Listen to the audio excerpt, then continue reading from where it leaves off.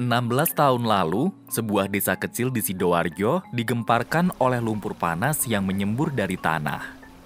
Tidak disangka bahwa lumpur ini akan menenggelamkan desa-desa, menghancurkan bangunan publik, dan membuat puluhan ribu warga kehilangan rumahnya. Ya, apalagi kalau bukan lumpur lapindo. Sudah hampir 2 dekade berlalu. Berbagai ahli datang dari penjuru dunia untuk melihatnya. Tapi masih banyak pertanyaan yang belum terjawab. Baru-baru ini, publik malah dihebohkan oleh penemuan harta karun langka di dalam lumpur. Elemen logam tanah jarang yang mempunyai segudang manfaat dan katanya lebih mahal dari emas. Kenapa lumpur lapindo bisa terjadi? Dan bagaimana perkembangannya selama ini?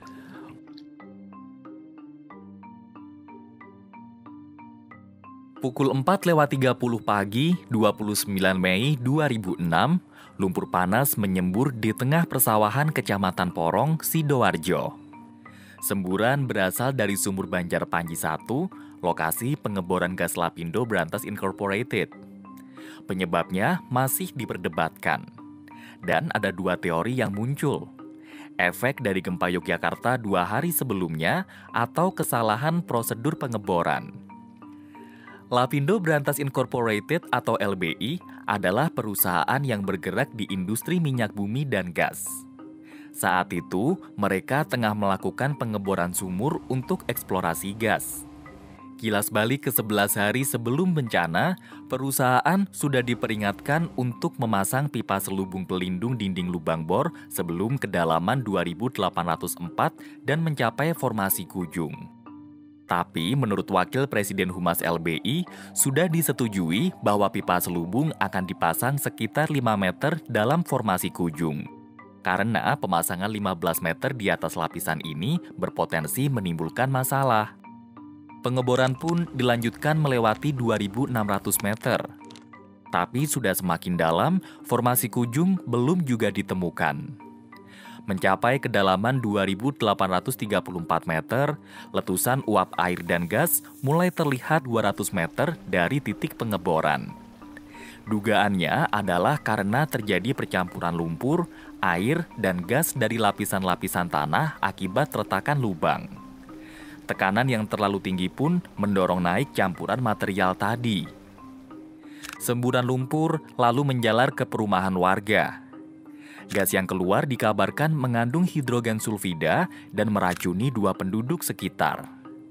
LBI awalnya mencoba menghentikan kebocoran dengan menuangkan lumpur berat ke sumur. Tapi material panas tetap meluas ke area sekitar. Kemudian perusahaan membangun tanggul penahan. Namun lumpur terlanjur menenggelamkan 750 rumah dan menutup 2 jalur kereta api.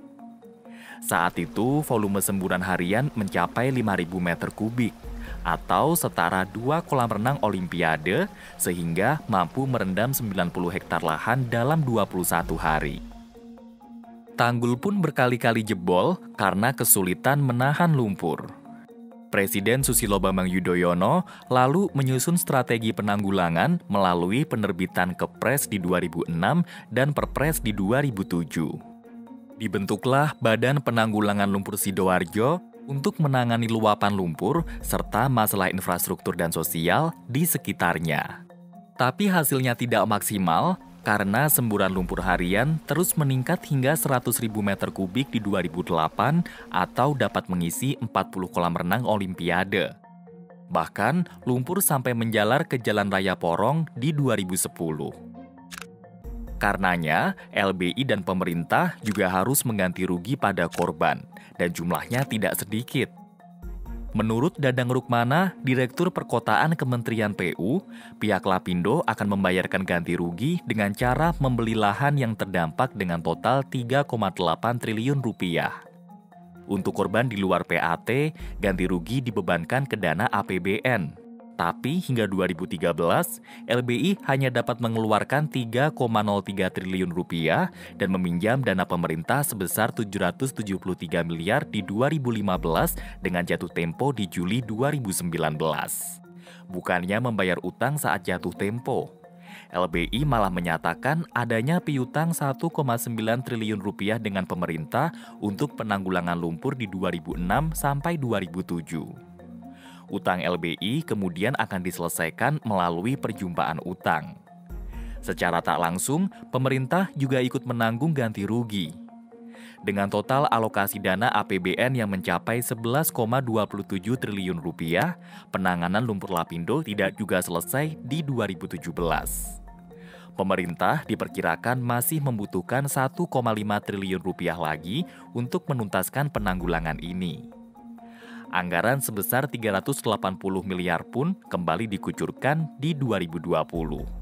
Ajaibnya, meski lumpur Lapindo dinobatkan sebagai bencana metana terbesar di bumi, kegiatan blok berantas masih berjalan. Di 2018, Kementerian ESDM memperpanjang kontrak bagi hasil dengan LBI selama 20 tahun. Dan Lapindo Berantas akan kembali melakukan eksplorasi migas tidak jauh dari titik semburan. Apa jadinya situasi ini nanti? Pertanyaannya bukanlah lagi siapa atau apa yang menyebabkan lumpur Lapindo, melainkan kapan bencana ini akan berakhir?